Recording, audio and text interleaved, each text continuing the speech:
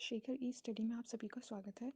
प्रिय विद्यार्थियों, हमारे इस ऑनलाइन इंस्टीट्यूट के माध्यम से आप सभी को गणित और हिंदी विषय का आधारभूत तरीके से अध्यापन कराया जाता है, जिसमें कहीं अगर थोड़ी बहुत त्रुटि हो जाती है तो उसके लिए हम क्षमा प्रार्थी हैं और इस संबंध में आपके सुझाव आमंत्रित हैं। धन्यवाद।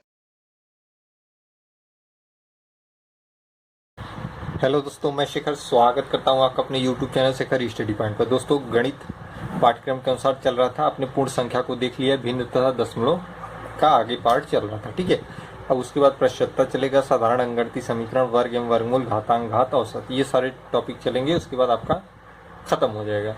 गणित के बाद हम ग्राफ और तालिका की चर्चा करेंगे, जो 10-10 नंबर की आती है। 5 नंबर की आपकी गणित होती है, 10 नंबर की ग्राफ, 10 नंबर की तालिका। ठीक है, ऑल टोटल 25 नंबर का मैथ आता है। 10, 10 और 5 बहुत महत्वपूर्ण होता है पीईटी की एग्जाम के लिए। 18 सितंबर आपकी निर्धारित तिथि है।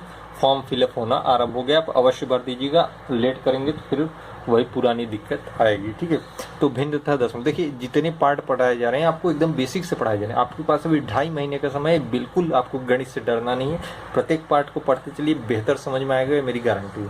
मेरा व्हाट्सएप नंबर चलता है, कुछ पूछना हो तो आप वहाँ पे पूछ सकते हैं। ठीक है, या टेलीग्राम लिंक है, प्लेलिस्ट पे क्लिक करेंगे, उस पर टेलीग्राम लिंक दिखेगा, उसे आप ज्वाइन कर लेंगे। ठीक है, आइए शुरुआत करते हैं भिन्न तथा दशमलव का अगला पार्ट। भिन्न तथा दशमलव में कुछ प्रश्नों के साथ हम समझते हैं। हालांकि सारी प्रक्रियाएं मैंने बता दी हैं जो भिन्न तथा दशमलव से रिलेटेड है और पीईटी के लेवल की हैं। ठीक है, ऐसा नहीं है भिन्न तथा दशमलव तो बहुत ब्रॉड सिलेबस हो जाएगा अगर आप जितना भी स्तर बढ़ाता चलेंगे, जैसे एसआई, स्नातक लेवल से ऊंचा, तो उतना ही हार्ड होता जाएगा। लेकिन आपको आपके अपने अकॉर्डिंग पढ़ना है कि पीईटी 10+2 लेवल है। ठीक है, 10+2 लेवल है तो उस अनुसार आपको पढ़ना है। हालांकि उससे भी स्टैंडर्ड थोड़ा बहुत बता दिया जाता है आपको।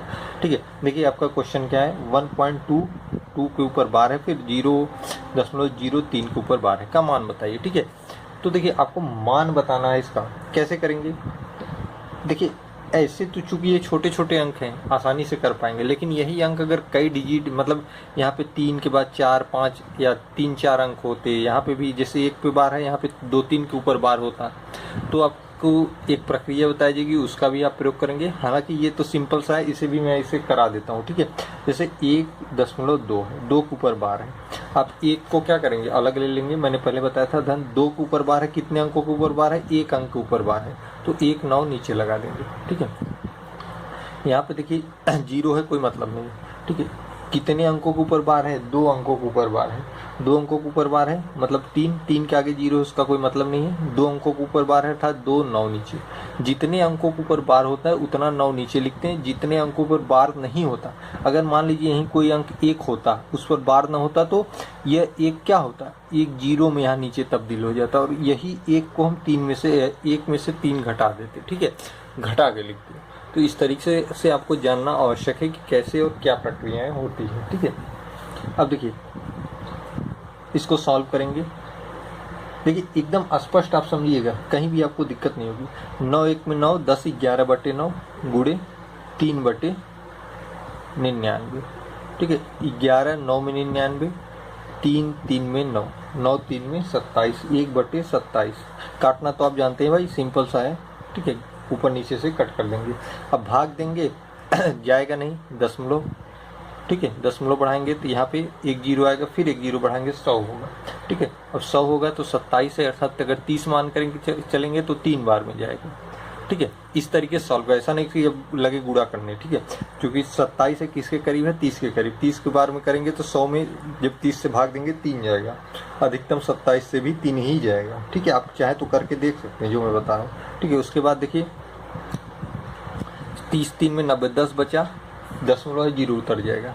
ठीक है, उसके बाद यही रिवीजन होगा 7 बार, तो ये फिर से रिवाइज होने लगेगा। जितना बार आप करते जाएंगे ये पूरा रिवाइज होता चला जाएगा।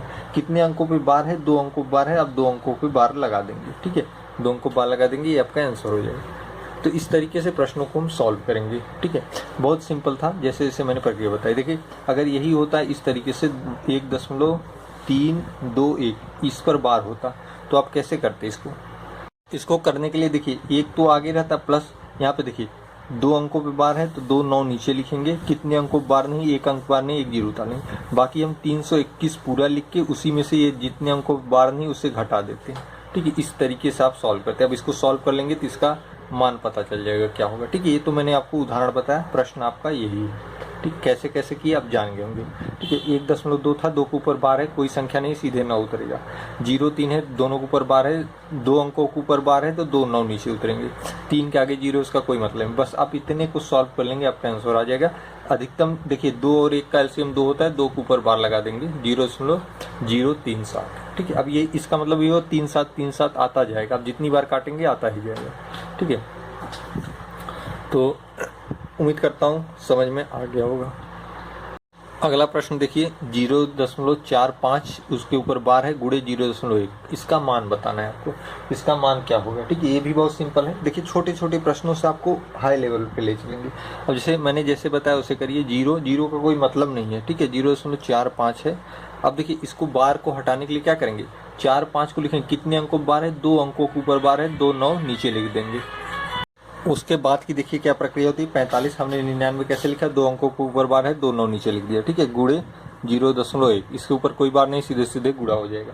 अब देखिए इसको गुणा करेंगे तो देखिए 0.1 को आप बदलेंगे तो क्या लिख सकते हैं, 45/99। प्रक्रियाएं समझ जाइए एक बार में।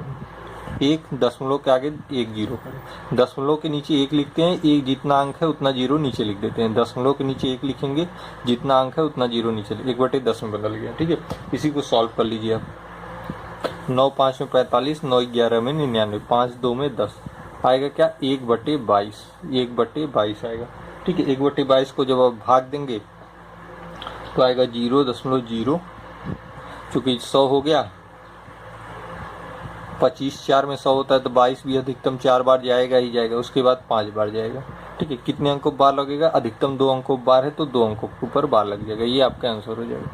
ठीक है, इसी तरीके से सॉल्व करते हैं, बहुत छोटे छोटे प्रश्न हैं, केवल आपको बदलना आना चाहिए बार को भिन्न में। ठीक है, ऐसे प्रश्न बन सकते हैं थोड़ा सा उलझाऊ करके। ठीक है, इसलिए आपको इसकी मुख्य जो भूमिका होती है बार की, उसे समझना आवश्यक है और कैसे इसको तोड़ते हैं। ठीक है, इसलिए आपको ऐसे प्रश्न दिए गए हैं। आइए अगला देखते हैं। देखिए बार को सॉल्व करने की ये प्रक्रिया बहुत ध्यान से समझिएगा, कैसे कैसे कर रहे हैं। ठीक है, देखिए एक प्रश्न है, 5.78 के ऊपर बार है, -2.3 7 और 4 2 के ऊपर बार। देखिए यहाँ पे 2 अंकों पे बार है, यहाँ 1 अंकों पे बार है। ठीक है, इसे बैलेंस करेंगे, यहाँ भी 2 अंक लाएंगे। ठीक है, आपको एक चीज बताई गई है कि अगर किसी अंकों पे बार लगा है तो मतलब इसका होता है उसी अंक की बार बार क्या, अनंत तक पुनरावृत्ति। ठीक है, अगर किसी अंकों पे बार लगा है तो उसी अंक की बार पुनरावृत्ति होती है, उसका मतलब ये होता है। आप देख रहे हैं यहाँ पे केवल 1 अंक पे बार है, यहाँ पे 2 अंकों पे बार है, तो हम इसे बैलेंस करने के लिए हम क्या करेंगे, देखिए ऐसे लिख सकते हैं, 5.7 8 का बार मतलब 8 अनंत तक है, अगर 8 1 के ऊपर बार है तो एक और 8 ले लेंगे। ठीक है, अब दोनों पे बार लगा कोई मतलब नहीं होता, अगर आप इसके ऊपर भी बार लगा दें तो इसका मतलब क्या हुआ, अब 2 8 अनंत तक है भाई, अगर 1 8 अनंत तक है, 2 8 अनंत तक है, 3 8 अनंत तक है, क्या मतलब होगा, सब 8 ही 8 तो आएंगे, अंक तो नहीं बदल रहा है। तो आप इसके अनुसार करने के लिए 1 8 इसमें बढ़ा सकते हैं। क्यों बढ़ा सकते हैं, क्योंकि 8 के ऊपर बार लगा है, अर्थात 8 अनंत तक है। ठीक है, माइनस आप देखिए 2.374 2 के ऊपर बार लगा है। अब देखिए बैलेंस हो गया, यहाँ भी 2 अंकों पे बार है, यहाँ भी 2 अंकों पे बार है, समीकरण में कोई प्रभाव नहीं पड़ेगा। बार का मतलब ही होता है उस अंक की बार पुनरावृत्ति। क्योंकि एक बार 1 के ऊपर बार लगा है, हम एक अंक अपने आवश्यकता अनुसार ले लिए, पुनरावृत्ति हो रही, वो आगे जाएगा ही जाएगा। तो 2 के ऊपर बार लगा दे, फिर भी तो 8 ही 8 जाएगा, ऐसा था नहीं कि अंक बदल जाएगा, चाहे 1 ऊपर लगाइए, चाहे 2 के, चाहे 3 के, 8 ही 8 आगे जाएगा। ठीक है, अब देखिए यहाँ पे आपका समीकरण बैलेंस हो गया, पहला चरण तो ये हो गया। ठीक है, ध्यान से समझिएगा, पहला चरण आप दोनों एक अनुसार कर लेंगे। ठीक, उसके बाद क्या करेंगे, अब देखिए ध्यान से देखिएगा, इसे जितने अंक दशमलव के पहले हैं, देखिए दशमलव के पहले क्या है, 5 है। ठीक है, दशमलव के पहले क्या है, 5 है, तो आप 5 को लिख लेंगे, और दशमलव के बाद जितने अंक है जिस पर बार नहीं लगा है, ठीक है ध्यान दीजिएगा, दशमलव के पहले जो अंक है उसे लिख लिया, और दशमलव के बाद का वह अंक जिस पर बार नहीं लगा है, कौन सा है, 7 है। ठीक है, इसमें क्या है, 2 है, दशमलव के पहले का अंक 2 है, और दशमलव के बाद एक अंक है जिस पर बार नहीं लगा, उसे क्रम करके हमने यहाँ लिख लिया। ठीक है, अब कितने अंकों पे बार लगा है, 2 अंकों पे, वह अंक कौन कौन से हैं, 8 8। ठीक है, एक बार यहाँ लिखेंगे, यही चीज एक बार यहाँ लिख देंगे। ठीक है, ध्यान से देखिए, फिर देखिए दूसरा क्या है, 7 4 है, उसे एक बार यहाँ लिखेंगे, यही चीज एक बार यहाँ लिख देंगे। ठीक है। क्या है दोनों के बीच में? माइनस है। दोनों के बीच में क्या है? माइनस है। इसी माइनस को यहाँ लिख देंगे, अब घटा देंगे इस पूरे को। 8 में से 4 गया 4, 8 में से 7 गया 1, 8 में से 4 गया 4, 8 में से 7 गया 1, 7 में से 3 गया 4, 5 में से 2 गया 3, दशमलव है, दशमलव लग जाएगा। ठीक है, इसका कोई मतलब नहीं होता, केवल और केवल हासिल लेने में होता है जब प्लस का मामला होगा तब। यहाँ माइनस का है, ठीक है, कि इसको छोड़ देंगे। आप लिखेंगे क्या? 3.4, फिर उसके ऊपर 1, फिर 4। अब बार लगाना है। अधिकतम कितने अंकों पे बार है? अधिकतम 2 अंकों पे बार है, यहाँ भी यहाँ भी, तो आप 2 अंकों पे बार लगा देंगे। ठीक है, ये आपका आंसर होगा। ठीक है, बहुत आसानी से है। अगर आप चाहेंगे तो आप इसे ऐसे भी कर सकते हैं। देखिए 5.78 के ऊपर बार है, तो आप क्या करेंगे? 5 धन 8 के ऊपर बार है, तो 1 9 नीचे, कितने के ऊपर बार नहीं? 0। अब इसे 78 माइनस 7 करेंगे। ये प्रक्रिया बहुत बड़ी है, एक बार ऐसे करेंगे फिर इसको करेंगे, ये बहुत बड़ी जाएगी। इसलिए इसका प्रयोग न करते हुए इसका प्रयोग करेंगे, आसानी से आंसर आ जाएगा। ठीक है, आसानी से। 2 अंकों पर बार है तो हमने बैलेंस कर दिया, 2 अंकों पे लास्ट में भी लगा देंगे। कैसे कैसे किया स्पष्ट समझ में आया होगा। एक और को उदाहरण बता देता हूँ और क्लियर हो जाएगा। अगला क्वेश्चन देखिएगा, देखिए यहीं पे दिया हुआ है 0.27 के ऊपर बार है, धन 0.63 दोनों के ऊपर बार है। ठीक है, यहाँ पे दोनों के ऊपर बार है। अब बैलेंस कर लीजिए, कैसे बैलेंस करेंगे? देखिएगा 0.27, 7 के ऊपर बार है। यहाँ देखिए दशमलव के बाद एक अंक बच रहा है जिस पर बार नहीं है, लेकिन यहाँ दशमलव के बाद कोई ऐसा अंक नहीं बच रहा है जिस पर बार ना हो। ठीक है, अब बैलेंस करना है आपको। ये बार यहाँ तक तो नहीं बढ़ा सकते, लेकिन इस बार को पीछे कर सकते हैं। कैसे करेंगे? देखिए 0.63 है, यहाँ समझा देता हूँ थोड़ा नीचे। ठीक है, 0.63 है। ठीक है, ध्यान से देखिएगा, पूरे के ऊपर बार लगा है। हमें एक अंक को बार मुक्त करना है। देखिए इसका मतलब क्या होता है? 0.63 है, बार दोनों पर लगा, अर्थात फिर 63 आएगा, अर्थात फिर 63 आएगा, फिर 63 आएगा। ये कारवां अनंत तक चलता जाएगा, क्योंकि 2 अंकों बार है, इन्हीं 2 अंकों की बार बार पुनरावृत्ति होती है। ठीक है, ये पुनरावृत्ति भिन्न है, पुनरावृत्ति हो रही है। ठीक है, मिश्रित नहीं है, पूर्ण हो रही है। ये सारी चीजें आपको पहले बता दी गई हैं। ठीक है, अगर आपने शुरू के पार्ट देखे होंगे तो समझ में आ रहा होगा कि ये क्या चीज है। ठीक है, 0.63, 3 पूरे के ऊपर बार था, अर्थात इसका मतलब ये होता है जितने पर बार होता है उतने की पुनरावृत्ति होती है। हमें एक अंक बार मुक्त करना है। देखिए हम यहाँ से ले सकते हैं, हम कह दें कि इस पर बार लगा दें। ठीक है, इस अंक को छोड़ दें, तो देखिए 3 6 की पुनरावृत्ति हो रही, फिर 3 6, फिर 3 6, फिर 3 6, अनंत अनंत तक चलता जाएगा।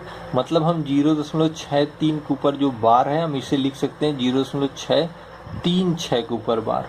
ठीक है, देखिए एक अंक हमने निकाल लिया। फर्क क्यों नहीं पड़ेगा? क्योंकि 6 दोहरा रहा है। अगर हम 6 को छोड़ के 3 6 ले लें तो मान में कोई फर्क नहीं पड़ेगा। ठीक है, वही चीज दोहराव हो रहा है जो आगे हो रहा है। ठीक है, अंक वही दोहरा रहे हैं, केवल हमने बार को एक अंक खिसका दिया बैलेंस करने के लिए। अब हम इसके ऊपर क्या लिख रहे हैं? 0.636 के बार। ठीक है, देखिए बैलेंस हो गए दोनों। कैसे हमने लिखा? यहाँ हमने इस प्रक्रिया को पूर्णतः समझा दिया आपको, ऐसे बैलेंस करते हैं। ठीक है, ध्यान दीजिएगा, ये आपके क्वेश्चन में नहीं है, केवल आपको समझाने के लिए किया गया है कैसे बैलेंस करते हैं। फर्स्ट स्टेप हो गया, दोनों बैलेंस हो गए। एक नहीं बैलेंस हुआ, देखिए 2 अंकों पर बार है, ये 1 अंक बार है। मैंने बताया था जिस अंक पे बार होता है उसी की पुनरावृत्ति होती है। देखिए यहाँ 8 को हमने 1 बढ़ा दिया था, तो आप 7 को भी 1 बढ़ा देंगे। भाई 7 अनंत बार आए, चाहे 2 पे बार हो चाहे 3 बार हो, 7 ही तो आएगा बार बार, तो हमने 7 पे बढ़ा दिया 0.636। अब देखिए बैलेंस हो गया, 2 इधर भी 2 इधर भी। ठीक है, अब बैलेंस हो गया, मान में कोई फर्क नहीं पड़ेगा। अब देखिए जैसे जैसे मैंने बताया था, कितने अंकों पे पहले दशमलव, आगे 0 है, आगे 0 है तो आगे 0 लगा दीजिए। यहाँ आगे 0 का मतलब है, ठीक है, बाद के 0 का नहीं मतलब होता। कितने अंकों बार नहीं है? देखिए 1 अंक बार नहीं है, उसे लिख देंगे। आगे 0 है, कितने अंकों बार नहीं? 1 अंक पे बचा क्या? 7 7 बचा, 7 7 यहाँ भी लिख देंगे। क्या बचा? 3 6 बचा, 3 6 यहाँ भी लिख देंगे। ठीक है, प्लस है, प्लस कर देंगे। यहाँ माइनस था, यहाँ प्लस था, इसीलिए मैंने दोनों बता दिए। अब देखिए अभी आपको लग रहा होगा सर ने इसे काट दिया, इसका क्या मतलब नहीं है। देखिए यहाँ समझ में आएगा। 7 और 6 13 होता है, 7 3 10 1 11 होता है। तो जैसे देखिए 7 6 13, एक हासिल गया, 7 3 10 1 11। तो ऐसा नहीं कि 113 लिख देंगे, ये एक हासिल इस पर चला आएगा, किस पर, इस पर। 7 6 13 1 14 हो जाएगा, ये इसका एक हासिल जुड़ के 14 हो जाएगा, ठीक है। 7 3 10 1 11, अब यह 11 आया तो एक इस पर आ जाएगा, 6 2 8 और 1 9, ठीक है। अब ये कैंसिल हो जाएगा, इसका क्या रोल रहा, इसका हासिल इस पे आ गया, ये चीज़ केवल कैंसिल हो जाएगी पूरी, केवल हम इसे लिखेंगे 0.9, आगे 1 और 4, कितने अंकों बार है, 2 अंकों बार है, 2 अंकों पे बार लगा देंगे, ये आपका आंसर होगा, ठीक है। ये आपका क्या होगा, आंसर होगा। इसी तरीके से प्रश्नों को सॉल्व करेंगे, ठीक है, कोई दिक्कत नहीं आएगी, इस बहुत आसान प्रक्रिया होती है। देखिए इसी तरीके का प्रश्न है, इसे भी देख लेते हैं, बहुत सरल है, ठीक है। ये 3 में, अभी तक आपने 2 में देखा था प्लस माइनस का, ये देखो माइनस भी और प्लस भी संयुक्त रूप से तीन डिजिट में है, ठीक है। इसमें देखिए 2 अंक, एक अंक दशमलव के पहले 2 अंकों बार है, एक अंक दशमलव के पहले 2 अंकों बार है, एक अंक दशमलव के पहले 2 अंकों बार है, ठीक है। कुछ नहीं करना है, सीधे सीधे आप प्रक्रिया को अपनाइए, पूरा बैलेंस है ये, ठीक है। अब देखिए दशमलव के पहले कितने अंक है, 3 है, और इस दशमलव के बाद कोई अंक नहीं है, ठीक, केवल 3 लिखेंगे।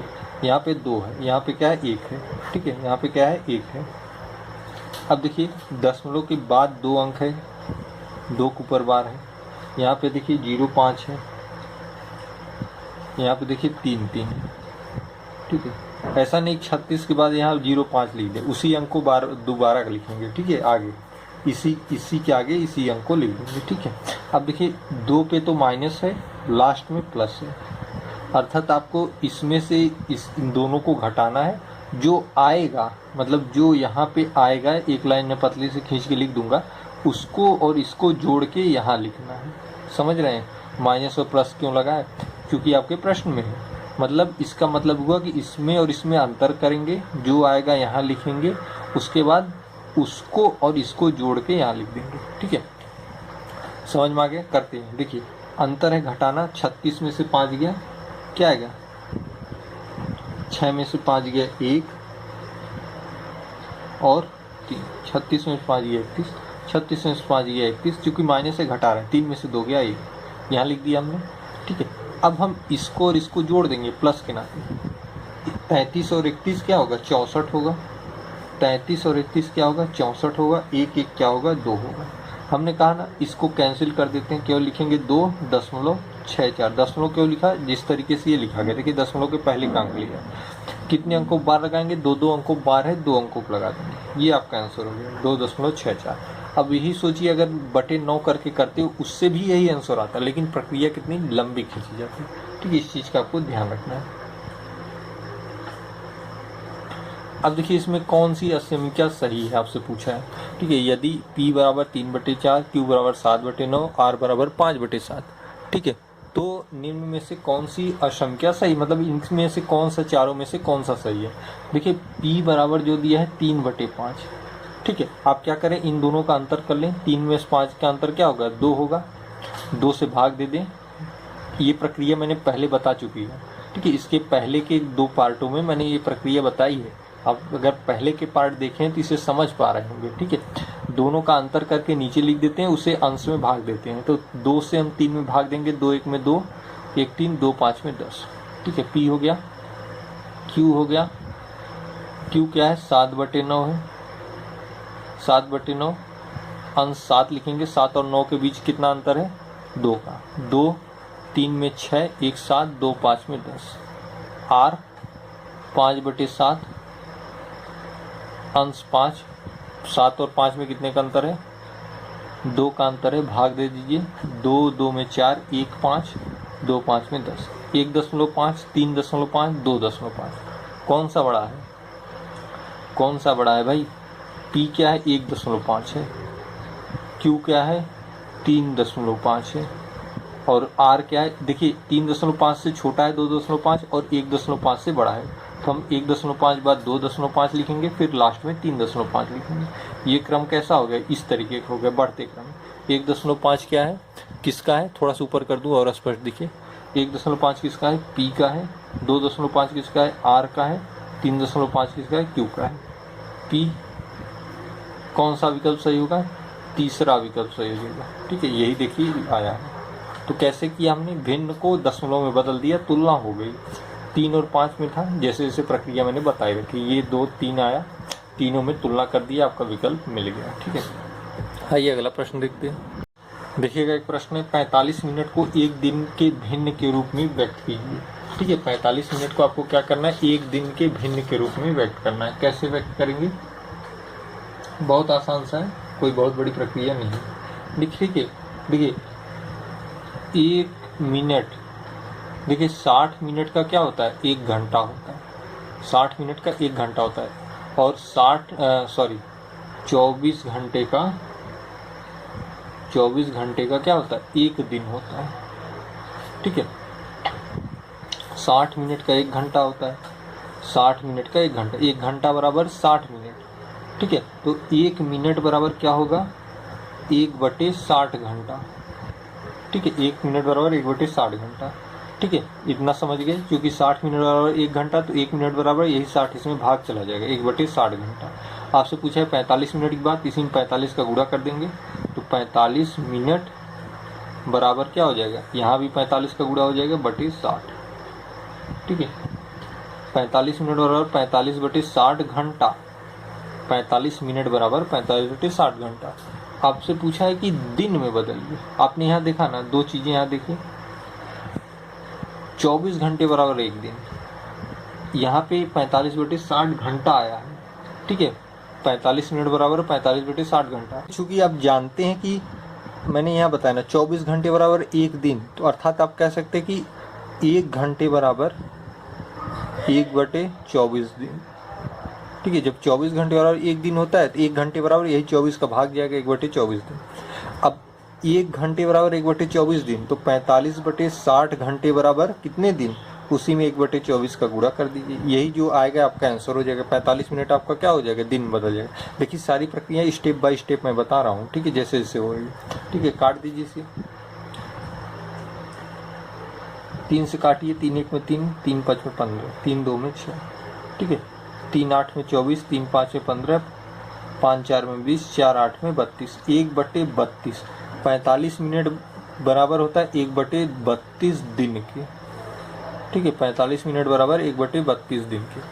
कैसे कैसे किया, एक बार मैं फिर बता देता हूँ, समझ जाएंगे। आप जानते हैं 60 मिनट बराबर 1 घंटा होता है, और 24 घंटे बराबर 1 दिन होता है। ठीक है, इतना आप जानते हैं। अगर 60 मिनट बराबर 1 घंटा है, तो हम कह सकते हैं 1 मिनट बराबर 1/60 घंटा। ये कह सकते हैं भाई, 60 मिनट बराबर 1 घंटा, तो 1 मिनट बराबर इसी 60 का भाग जाएगा, 1/60 घंटा। सेम प्रक्रिया ये, 24 घंटे बराबर 1 दिन, तो 1 घंटे बराबर 1/24 दिन। इतना आप जान गए।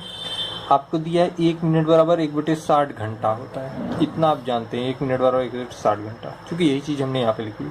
तो सिर्फ 45 मिनट की बात की है, तो 45 मिनट बराबर कितना घंटा, 45/60 घंटा। ठीक है, आपका प्रश्न यहाँ से लगना चालू हो रहा है। ये सारी चीज़ें तो केवल आपको समझाई गई। प्रश्न यहाँ से 45 मिनट बराबर कितना होगा, 45/60 घंटा होगा। कैसे होगा, ये प्रक्रिया समझ गए होंगे। अब चूंकि इसे दिन में बदलना है, आप जानते हैं 1 घंटे बराबर 1/24 दिन, तो 45/60 घंटे बराबर कितना दिन, 1/24 से गुणा हो जाएगा, आएगा 1/32 दिन। आपका आंसर हो गया। ठीक है, देखिए एक क्वेश्चन ये भी है, इसे आप लगा के बताएंगे। इन्हीं चारों विकल्पों को ट्राई करेंगे, कौन सा बीच में आएगा उसका आंसर कमेंट बॉक्स में देंगे। अगर आप नहीं लगा पाते तो हमसे कहेंगे, तो हम फिर भी बता देंगे इसको अगले पार्ट। ठीक है, आज की वीडियो में फिलहाल इतना है। कुछ महत्वपूर्ण प्रश्न और रह गए हैं भिन्न के, उसकी चर्चा भी अगले पार्ट में की जाएगी।